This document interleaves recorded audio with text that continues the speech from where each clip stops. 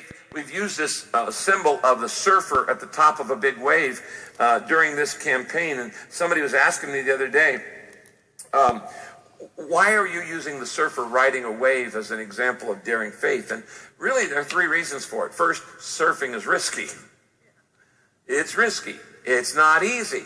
It may look easy, but it's not. It takes a lot of courage. It takes a lot of faith. You could wipe out, and it's a risk. It's a risk, and you got to dare yourself to do it. Second is that surfers commit themselves to something far more powerful than they are, which is a wave. That wave could destroy them. It could break their neck, break their bones. And in committing themselves to something bigger and more powerful, they actually come alive and experience adventure. Something bigger than they are. This is true in every area of life. We only become great by surrendering to something greater than ourselves.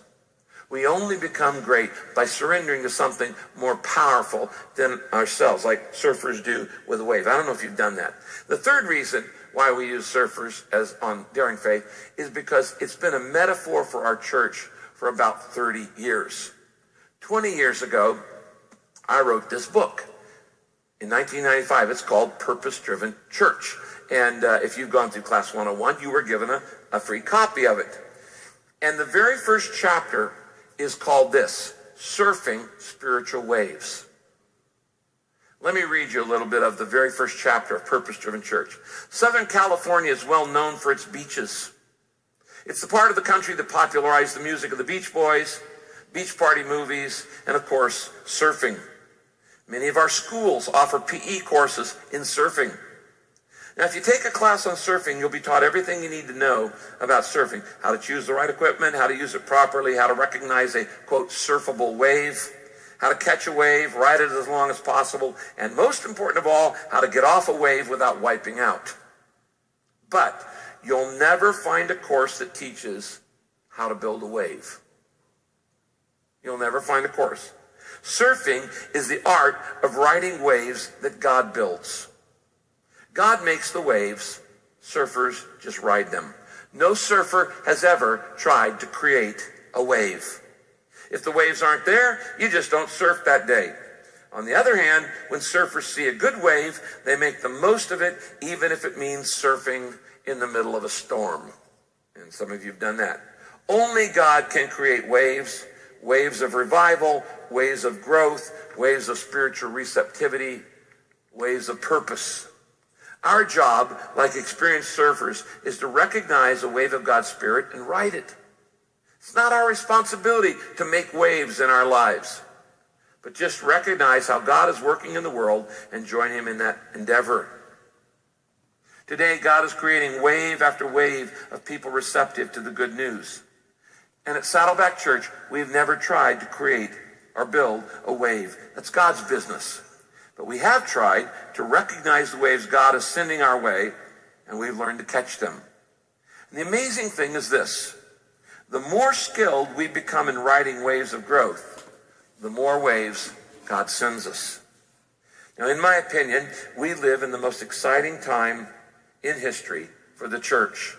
More people are coming to Christ today than at any other time in history. And I believe God is sending waves of growth where his people are prepared to ride them. So, my prayer at the start of every day goes like this. Father, I know you're going to do some incredible things in the world today.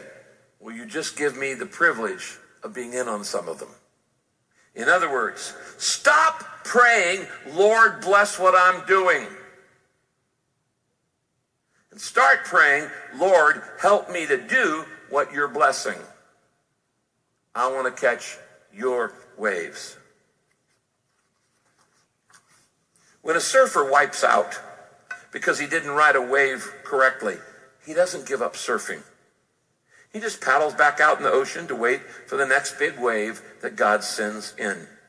One thing I've learned and observed about successful surfers is they're persistent. You may have experienced a few wipeouts in your life. I certainly have. You may have missed a few waves. I have too. It doesn't mean you should quit.